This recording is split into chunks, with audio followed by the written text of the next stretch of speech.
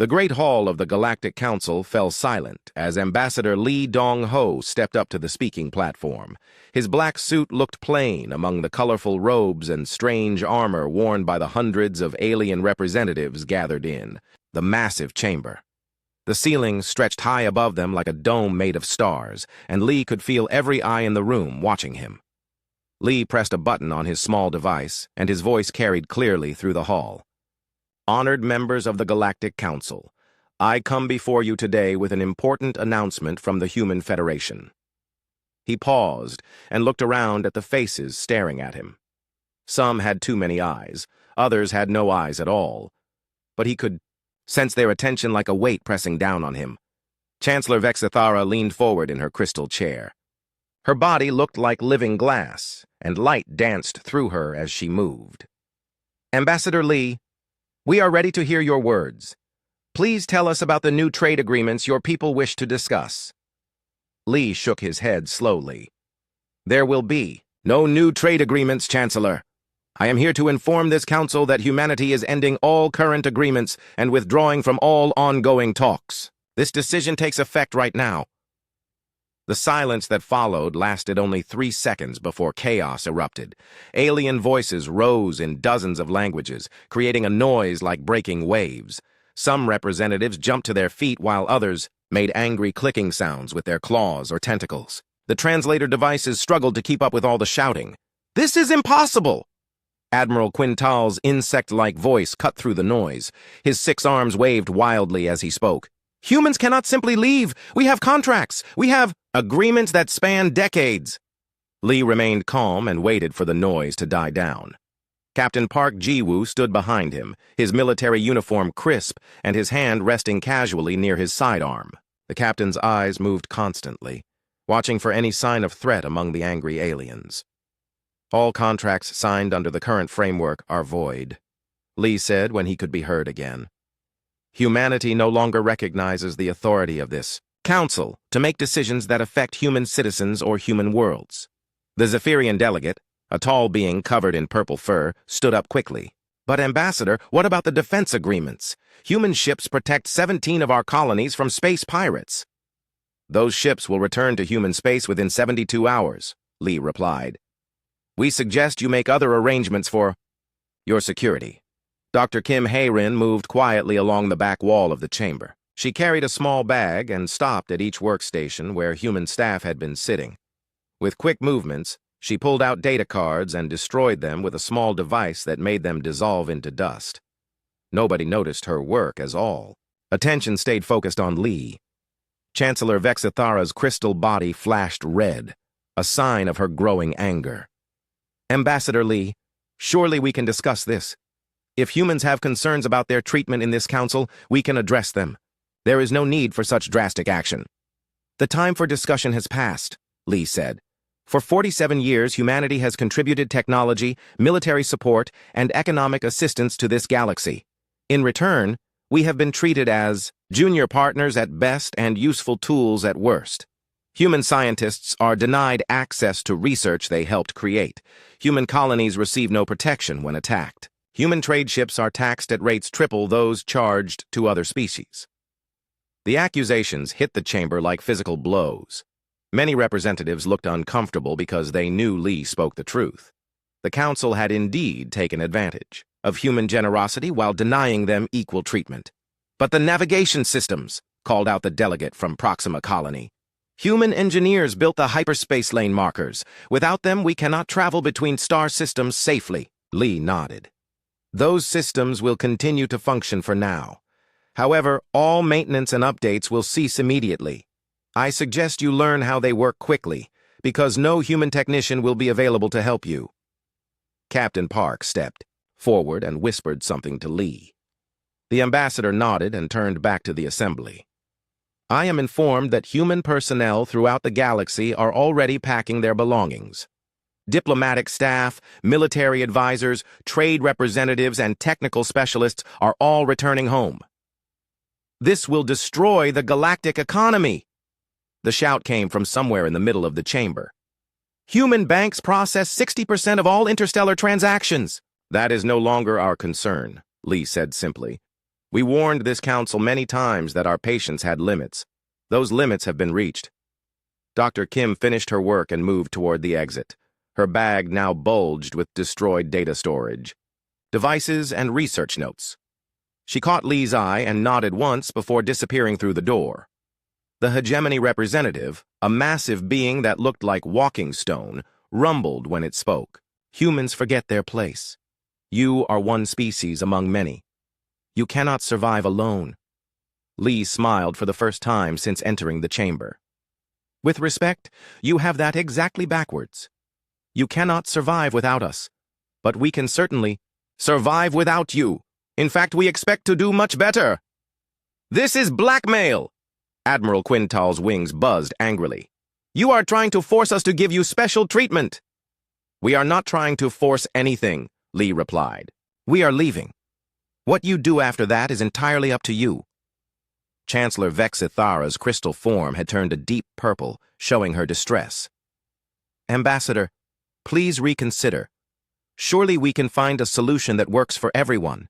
The galaxy needs human innovation and skill. The galaxy had access to human innovation and skill for nearly 50 years, Lee said. It chose to waste that gift through prejudice and short-sighted politics. We will not make that mistake again.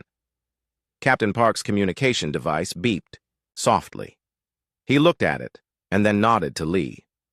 All human personnel have reached their ships, he said quietly. We are clear to depart.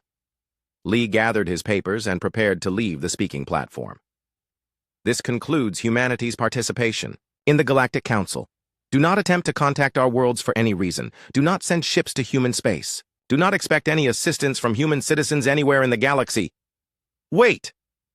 The cry came from dozens of throats at once. Representatives rushed toward the platform, reaching out with hands, claws, tentacles, and stranger appendages. But Lee and Park were already walking toward the exit. You cannot do this! Chancellor Vexithara's voice followed them. The trade routes will collapse. The defense networks will fail. Entire systems will be cut off. Lee paused at the door and looked back one last time. Then perhaps you should have thought of that before treating us like second-class citizens in our own galaxy. The two humans left the chamber as chaos erupted behind them. Alien voices rose in panic, anger, and desperation. Some called for military action, while others begged for negotiation. But their words fell on empty air, because the humans were already gone. Outside the chamber, the corridors of Nexus Prime buzzed with activity as human staff moved quickly toward the docking bays. They carried only personal belongings, leaving behind years of work and carefully built relationships. Their faces showed determination rather than sadness. At Docking Bay 7, the last human shuttle waited with engines running. Lee and Park boarded quickly, and the doors sealed behind them. Through the windows, they could see alien security forces running toward the bay, but they were too late. The shuttle lifted off and joined a small fleet of human ships already waiting in space. Within minutes, the entire group jumped to hyperspace and vanished, leaving behind a galaxy that was about to discover just how much it had depended on the humans it had taken for granted. President Kang Soo-jin stood at the window of her office on Earth, watching the sunset paint the sky in shades of orange and red. Behind her, the emergency cabinet meeting had been going on for 3 hours as reports came in from across the galaxy. Her advisors spoke in quiet, urgent voices about the chaos spreading through alien space. The Centauri Trade Hub has lost power, reported Trade Minister Ro Kyung-ho as he read from his tablet. Their fusion reactors are failing because they cannot access the human-designed maintenance protocols. They estimate complete shutdown within 48 hours. General Cho Min-soo nodded grimly from his seat at the conference table. 3 alien fleets have already requested emergency assistance with their navigation systems. Admiral Quintal's task force is stranded near the Vega system because their hyperspace computers crashed and they cannot calculate safe jump coordinates. President Kang turned away from the window and faced her advisors. How long did we estimate it would take for the full impact to become clear? 72 hours for critical infrastructure failures, answered engineer Yoon Tae-hyuk. 1 week for complete economic collapse in the outer systems. 2 weeks for food shortages to begin in the core worlds. The president nodded and took her seat at the head of the table. And our people?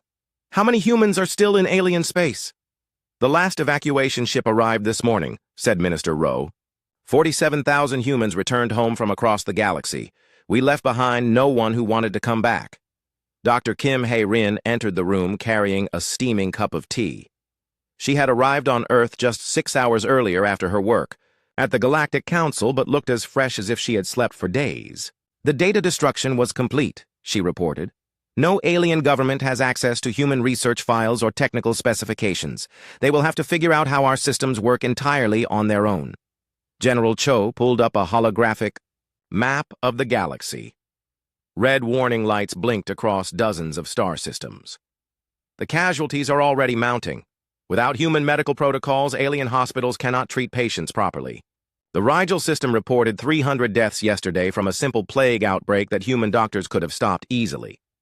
That is unfortunate, President Kang said, but it was their choice to exclude human medical staff from their research programs. They wanted to keep our knowledge but not share the credit or decision-making power.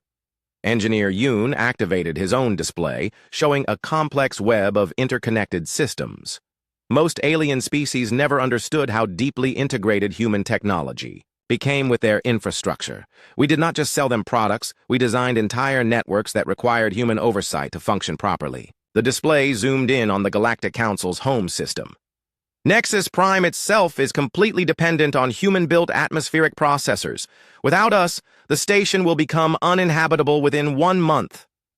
How did this happen so quickly? Asked Minister Rowe. Surely the aliens had their own engineers and scientists.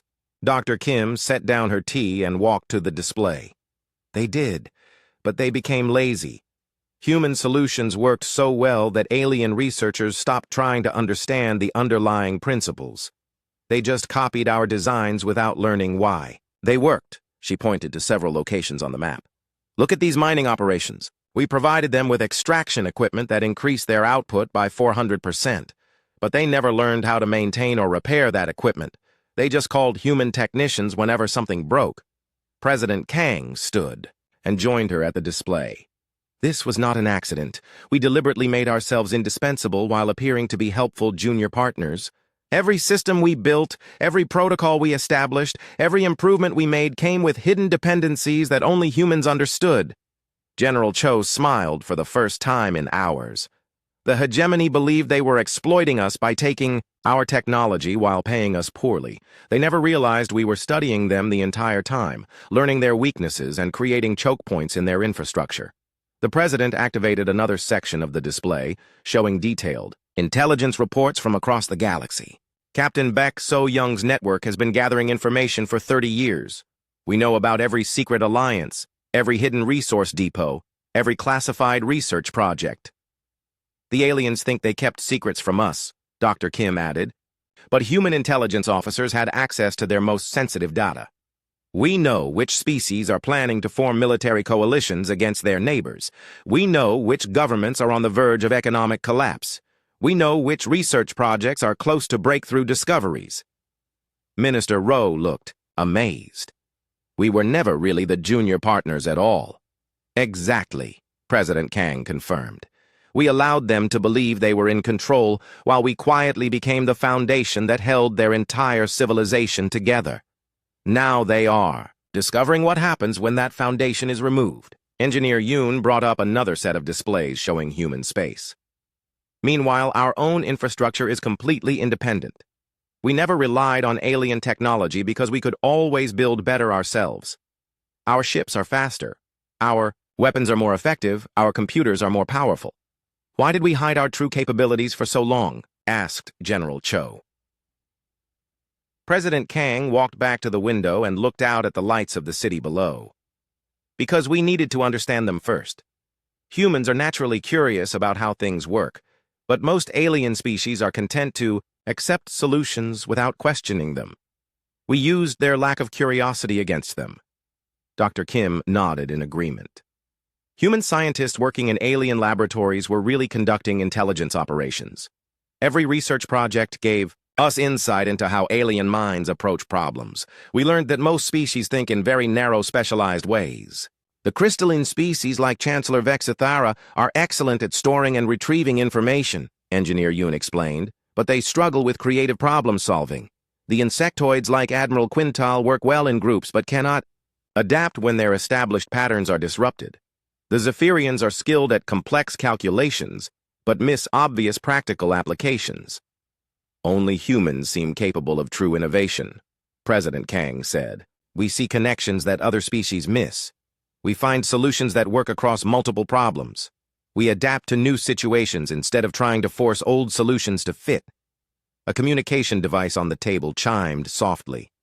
Minister Rowe picked it up and listened for a moment before hanging up. That was our embassy on Proxima Colony. The local government is offering to triple our previous compensation if we will send technical assistance immediately. Too late, President Kang replied. They had decades to treat us as equals. They chose to see us as useful servants instead. General Cho stood and walked to the map. Intelligence reports indicate that several alien factions are considering military action against human colonies. They believe they can force us back to the negotiating table through threats. Let them try, the president said calmly. They are about to learn that human defensive capabilities are as advanced as everything else we build. The same species that thinks copying our civilian technology makes them our equals will discover that our military technology operates on principles they cannot even comprehend. Dr. Kim smiled. The irony is perfect. They became dependent on us by underestimating us. Now they want to attack us while still underestimating us. Engineer Yoon displayed tactical readouts from human defense systems. Our automated defense networks can handle any threat the aliens might send. Their weapons are based on technology we designed for them 20 years ago. They have no idea what we have developed since then. President Kang returned to her seat at the conference table. The next phase will be interesting. Some alien governments will try diplomacy, offering us better terms to return. Others will attempt military solutions. A few might even try to reverse engineer our technology, though they will fail. What is our goal? Asked Minister Rowe. Do we want to return to galactic affairs eventually? Of course, the president replied, but only on our terms. Humanity deserves to lead because we are the only species capable of thinking beyond narrow self-interest. We will build a better galactic civilization, one based on merit and cooperation, rather than exploitation and prejudice. General Cho nodded approvingly. How long do we wait? President Kang looked around the table at her advisors. Until they are desperate enough to accept real change. Until they understand that treating us as equals is not a favor they grant us, but a privilege we might grant them. The room fell silent as the implications sank in. Outside the window, stars began to appear in the darkening sky, each one representing worlds that were learning a harsh lesson about the true balance of power. In the galaxy, Admiral Quintal's war fleet gathered in the empty space between star systems, far from any civilian colonies that might witness what was about to happen. 73 ships from 12 different species formed an impressive armada, their weapons powered and their crews ready for battle. The Admiral stood on the bridge of his flagship, all 6 of his insect arms working frantically as he coordinated the attack. Target confirmed, reported his navigation officer, a reptilian creature whose scales shifted color with excitement. The human colony on Kepler 442b shows no significant defenses. Population approximately 50,000 civilians. Admiral Quintal's compound eyes gleamed as he studied the tactical display. Perfect. We will demonstrate to Earth that their withdrawal has consequences. When human civilians are threatened, their government will return to negotiate. The fleet moved through hyperspace toward their target, confident in their overwhelming numerical advantage. None of the alien commanders questioned their assumptions about human defensive capabilities. After all, they had observed human colonies for decades and seen only minimal military presence. On Kepler 442b, colonist Commander Park Ji-woo watched the approaching fleet on his sensors and smiled calmly. The former military officer had retired to farming after his service at the Galactic Council, but his combat instincts remained sharp. He activated the colony's emergency communication system with practiced efficiency. All residents, this is Commander Park. We have incoming hostiles. Please move to designated safe areas and remain calm. Our defensive systems will handle the situation. The colonists, mostly families who had left overcrowded Earth for a simpler life, moved quickly but without panic. They had trained for this possibility and trusted their defenses completely. Children helped elderly neighbors while adults secured equipment and livestock. As the alien fleet dropped out of hyperspace at the edge of the Kepler system, Admiral Quintal felt satisfied with his tactical position. Begin long-range scans of the planet. I want to know exactly what we are facing before we make our demands. His sensor operator worked for several minutes before reporting back with confusion in his voice. Sir, I am detecting some kind of interference. The scans keep showing conflicting data about the planet's surface installations. Elaborate, the Admiral ordered. Sometimes the sensors show a simple farming colony with basic infrastructure. Other times, they detect massive underground complexes with unknown energy signatures. The readings change every few seconds. Admiral Quintal dismissed the concern with a wave of his primary arms. Human sensor jamming technology. Crude but effective. It does not matter what tricks they use, we have overwhelming firepower. The fleet moved deeper into the system, passing the outer planets without incident. As they approached Kepler 442b, Admiral Quintal opened a communication channel to the planet's surface. Human colony. This is Admiral Quintal of the Galactic Defense Coalition. You will surrender immediately and agree to serve as hostages until your government returns to the negotiating table. Resistance will result in bombardment of your settlements. Commander Park's voice came back clear and steady. Admiral, this is Commander Park Ji Woo of the Kepler colony. I must respectfully decline your demands. I suggest you reconsider your approach before taking any hostile action. You are 50,000 farmers facing 73 warships. Admiral Quintal's voice buzzed with anger. Do not test our resolve. Admiral, Park replied calmly. You are 73 obsolete warships, facing a single human defense grid. I strongly recommend retreat while that option remains available. The alien commanders throughout the fleet laughed at the humans' apparent delusion. Their ships mounted weapons capable of cracking planets, powered by fusion reactors that could energize entire star systems. What could a farming colony do against such power? Admiral Quintal ended the communication and turned to his weapons officer. Target their largest settlement. One demonstration blast should convince them to cooperate. The flagship's main cannon charged with crackling energy, preparing to fire a blast that could vaporize several city blocks. But as the weapon reached full power, something impossible happened. The energy simply vanished, leaving the cannon cold and dead. Weapon malfunction, reported the weapons officer. All energy has been drained from the primary systems. Similar reports came from ships throughout the fleet. Weapons powered down, shields failed, and engines lost thrust as their energy was mysteriously siphoned away. Admiral Quintal watched, his tactical display with growing horror as his mighty armada became a collection of drifting hulks. How is this possible? He demanded. Where is our power going? His answer came from the planet below as Commander Park's voice returned to the communication channel. Your weapons are based on human technology from 20 years ago, Admiral. We know exactly how they work, because we taught your engineers how to build them. We also know how to turn them off. On the planet's surface, Dr. Kim Hae-rin monitored the engagement from her new laboratory hidden deep beneath the farming community. The colony's true nature was revealed as massive defensive installations rose from concealed positions. Energy absorption arrays locked onto the alien ships and drained their power systems completely. Fascinating, she said to her research assistant. The alien engineers never understood the quantum feedback principles in their own weapons. They just copied our designs without learning the underlying science. Above the planet, Admiral Quintal tried desperately to restore power to his ships. Emergency backup systems! Activate all secondary power sources! But the backup systems failed as quickly as they came online. The human energy absorption technology worked at frequencies the aliens had never discovered, making their countermeasures useless. Commander Park's voice continued calmly from the planet. You have 3 options, Admiral. First, you can attempt to escape in your unpowered ships and hope you drift close enough to a friendly system for rescue. Second, you can abandon your vessels and accept transport to a neutral world where you can contact your governments. Third, you can continue this attack and discover what our active defense systems can do. Admiral Quintal chose the third option out of pride and desperation. All ships prepare for ramming speed. We will crash into their settlements if necessary. The alien vessels tried to use their remaining momentum to reach the planet's surface, but they never made it. Invisible force fields caught the ships like insects in a web, holding them motionless in space. Then, with surgical precision, human defensive weapons began dismantling the fleet piece by piece.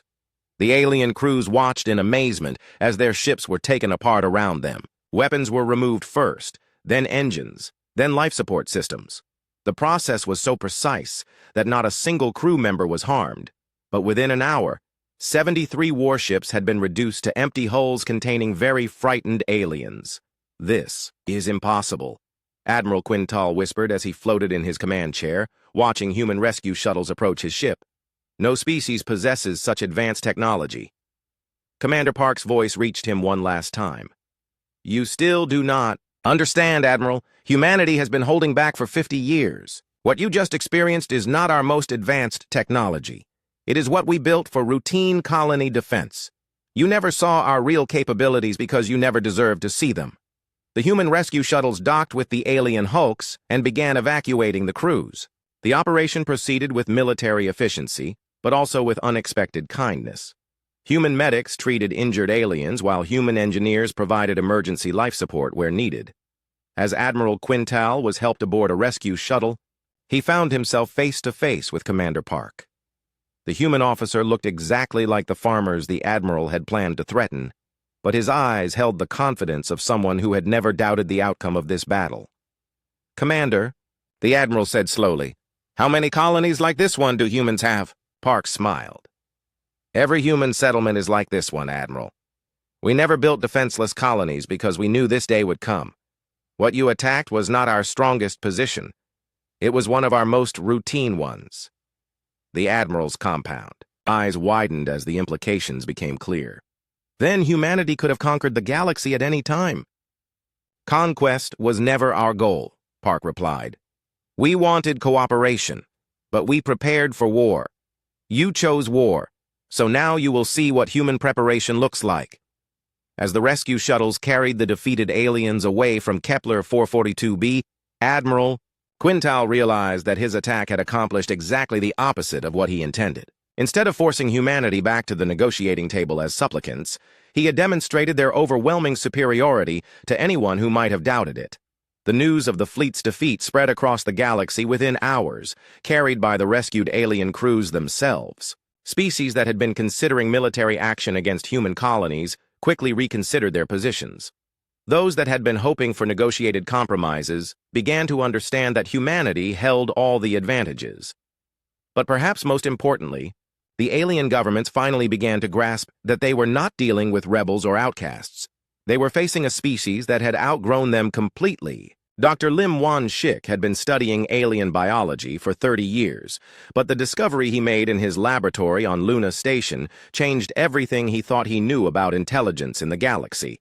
The data on his screen showed brain scan comparisons between humans and 17 different alien species, and the patterns were impossible to ignore.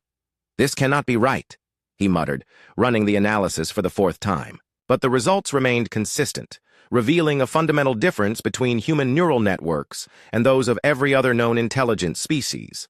Captain Beck So Young entered the laboratory, carrying a cup of coffee and a stack of intelligence reports. Her work coordinating human spy networks across the galaxy had brought her to Luna Station to review Dr. Lim's findings personally. "What have you discovered?" she asked, settling into a chair beside his workstation. Dr. Lim pointed to the brain, scans displayed on his monitor. "Look at these neural pathway formations. Every alien species shows highly specialized patterns. The crystalline beings have perfect memory centers but limited creative processing. The insectoids have excellent pattern recognition, but struggle with abstract thinking. The Zephyrians excel at mathematical calculations, but miss practical applications." Captain Bayek studied the scans carefully. "And humans?" "Humans are completely different," Dr. Lim replied, highlighting the human brain scan. "Our neural networks show connections between all regions of the brain. We can store memories like the crystallines, recognize patterns like the insectoids, and calculate like the Zephyrians, but we can also do something no other species can do, which is, we can combine all these functions simultaneously to create entirely new solutions. Other species think in straight lines, moving from problem to established solution. Humans think in networks, connecting seemingly unrelated concepts to generate innovations that no one else could imagine. Captain Bayek leaned back in her chair as the implications became clear. This explains why human technology advanced so much faster than alien developments. We do not just improve existing ideas, we create completely new approaches. Dr. Lim nodded enthusiastically. Exactly. And it explains something else that has been puzzling me. When humans work with alien researchers, the aliens become more creative temporarily. Our neural networks somehow stimulate theirs through proximity and interaction. So when aliens excluded human scientists from their research projects, Captain Bayek said slowly, they were not just losing our knowledge, they were losing their own enhanced capabilities. Correct. Human presence makes other species smarter, but they never realized it because they took the improvement for granted. President Kang Soo-jin's voice came through the laboratory's communication system, interrupting their discussion. Dr. Lim, Captain Bayek, please report to the secure conference room immediately. We have a situation developing. The two scientists made their way through Luna Station's corridors to the heavily protected conference room where President Kang waited with her senior advisors. The room's walls displayed real-time intelligence reports from across the galaxy showing the continuing collapse of alien civilization. The situation is accelerating, reported engineer Yoon Tae-hyuk as they entered. 47 star systems have lost primary power generation. 12 major trade routes are completely non-functional. 6 alien governments have declared states of emergency. General Cho Min-soo activated a tactical display showing ship movements throughout known space. More concerning, we are detecting military buildups in 3 sectors. It appears some alien factions are preparing for coordinated attacks on human space. President Kang turned to Dr. Lim. Doctor, I understand you have made an important discovery about the nature of human intelligence. Please share your findings with the group. Dr. Lim presented his research to the assembled officials, explaining the fundamental differences between human and alien cognition. The room fell silent as the implications became clear to everyone present. This changes everything, President, Kang said finally. We always assumed that human technological advancement was simply the result of hard work and good education. But you are suggesting that humans are naturally more capable of innovation than any other known species. The evidence is overwhelming, Dr. Lim confirmed. Human brains evolved differently because Earth presented unique evolutionary challenges. Most alien species developed on worlds with stable environments that favored specialization. Earth's constantly changing climate and geography favored generalists who could adapt to any situation. Captain Bayek added her own insights from intelligence gathering. This explains patterns we have observed in alien behavior for decades. When faced with unexpected problems, most species try to apply familiar solutions even when they obviously will not work. Humans instinctively look for new approaches. Engineer Yoon pulled up technical specifications on his display. It also explains why alien engineers could copy our designs but never improve them. They lack the neural flexibility to see beyond established patterns.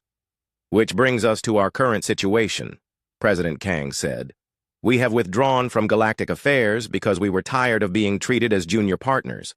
But Dr. Lim's research suggests that we were never junior partners at all. We were unknowingly serving as the brain trust for the entire galaxy. General Cho nodded grimly. Without human innovation driving progress, alien civilization will stagnate and eventually collapse. They simply do not have the cognitive tools necessary to maintain the technological level they have achieved. But there is something else, Captain Bayek said, consulting her intelligence reports. Our spy networks have uncovered secret research projects in several alien governments. They are trying to capture and study human brains to understand the source of our capabilities. The room fell silent as this new threat became clear. Dr. Lim spoke first, his voice tight with concern. If they succeed in understanding human neural architecture, they might be able to artificially enhance their own cognitive abilities. Unlikely, President Kang replied calmly. Captain Bayek, what do our intelligence assessments say about their chances of success? Captain Beck consulted her files. Virtually 0. The alien researchers are approaching the problem with the same linear thinking that limits them in other areas. They are looking for a simple enhancement they can add to their existing neural structures, but human intelligence emerges from the overall network architecture, not from any single component. They are trying to solve an innovation problem without the cognitive tools necessary for innovation, Engineer Yoon observed. It is like asking someone to invent flight while forbidding them to think about birds. President Kang walked to the window overlooking Earth's surface far below. So we face a galaxy that cannot survive without us, but also cannot accept us as equals. Some alien factions want to force us back into servitude through military action.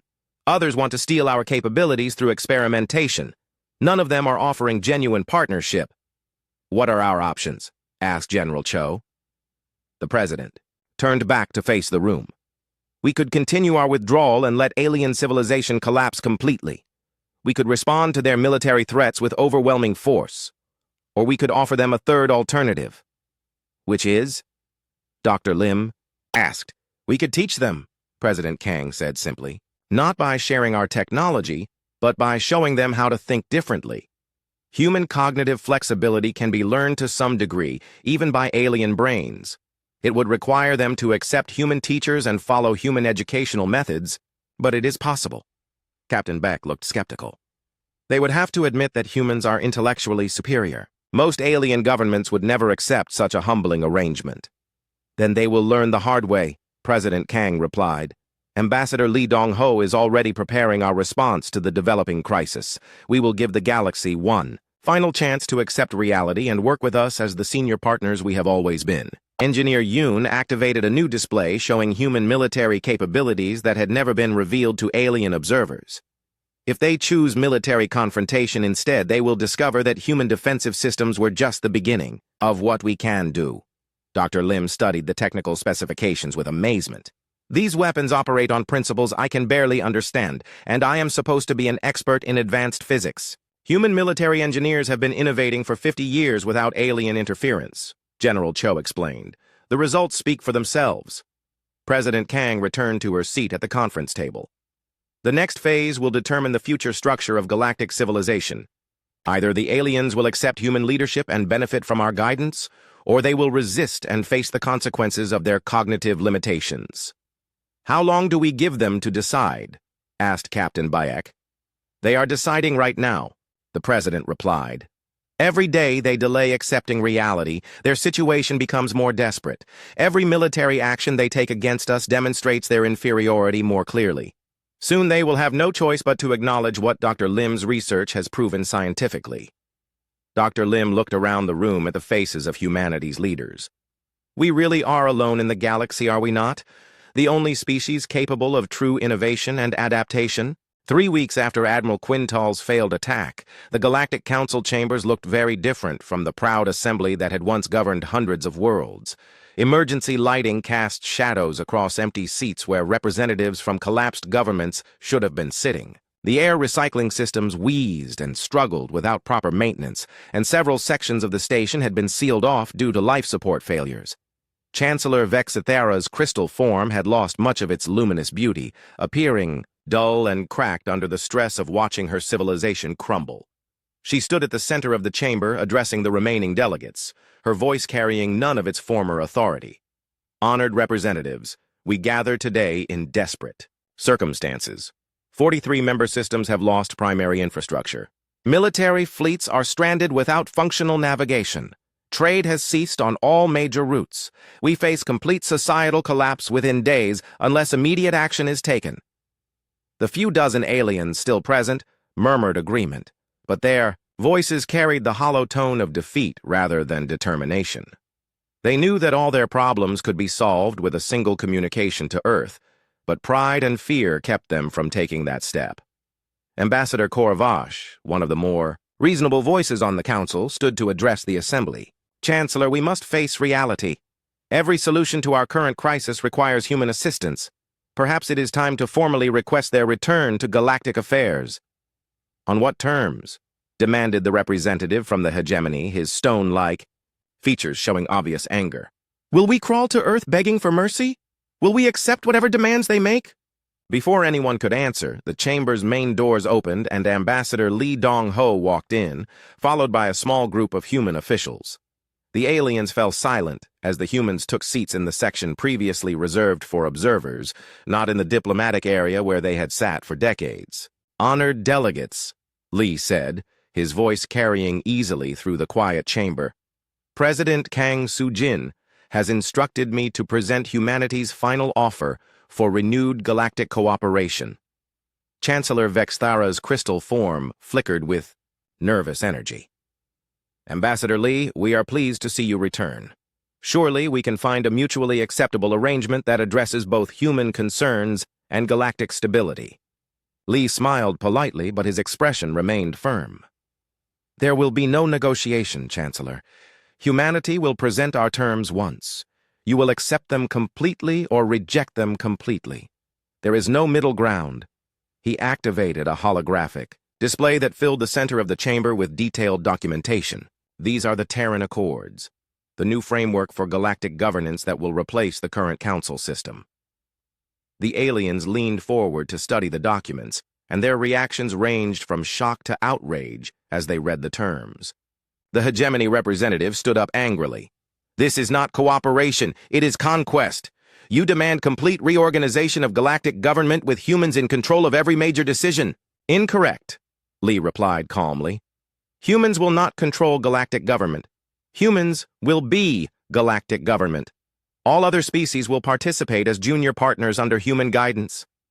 The chamber erupted in angry voices as aliens protested the arrangement. But Lee continued speaking over the noise, his words cutting through their objections like a blade. "For the past month, you have experienced life without human support. Your infrastructure has failed, your economies have collapsed, and your military forces have proven completely ineffective. These results demonstrate clearly that alien civilization cannot exist without human innovation and leadership." Dr. Kim Hae-rin stood and joined Lee at the display. "Recent scientific research has confirmed what human observers suspected for decades. The human brain is fundamentally different from alien neural architecture.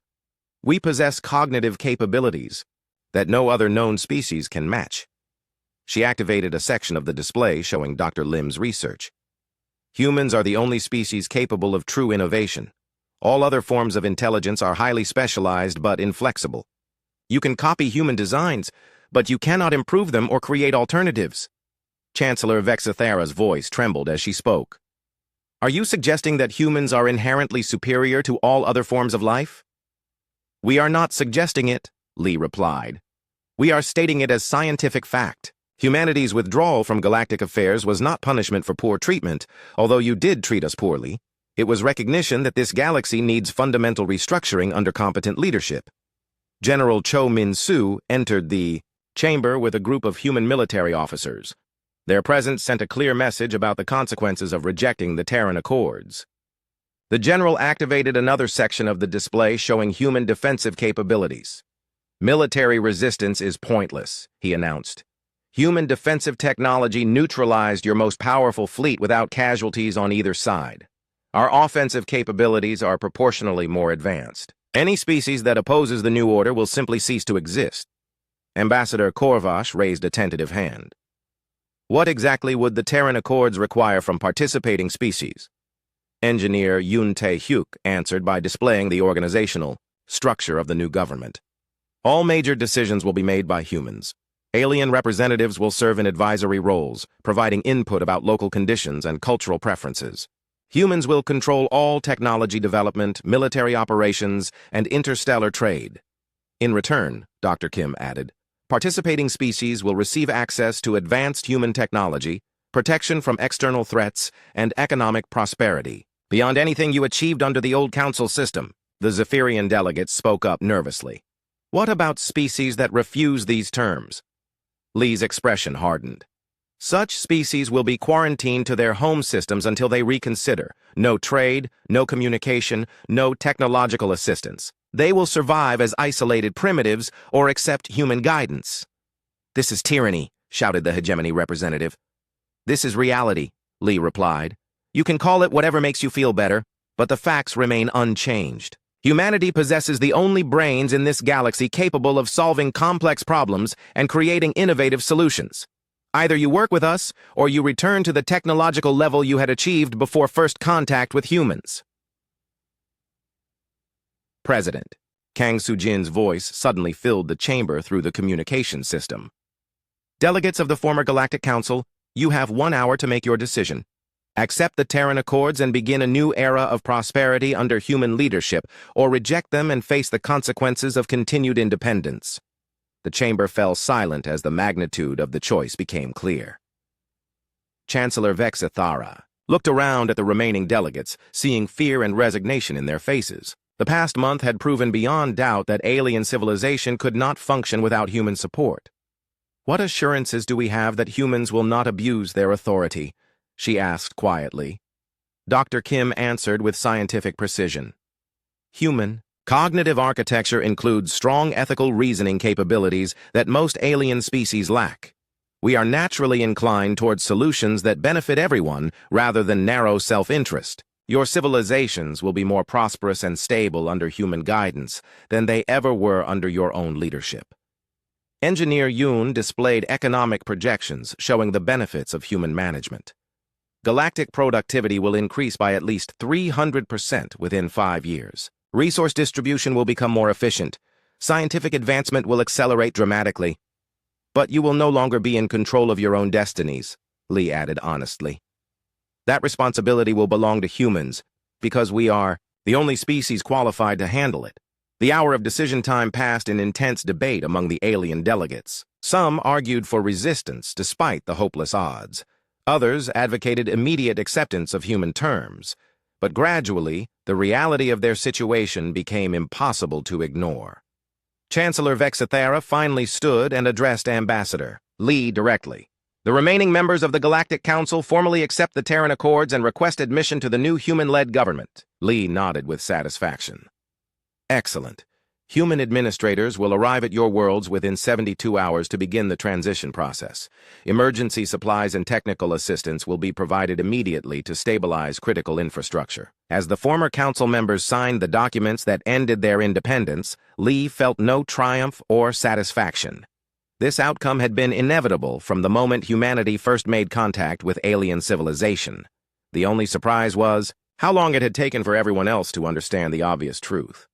Human beings were simply better at being intelligent than anyone else in the galaxy. Now, finally, galactic government would reflect that reality.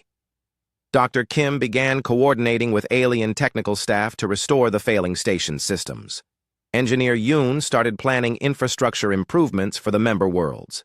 General Cho established security protocols for the transition period. Within hours, human efficiency had stabilized systems that had been failing for weeks. Within days,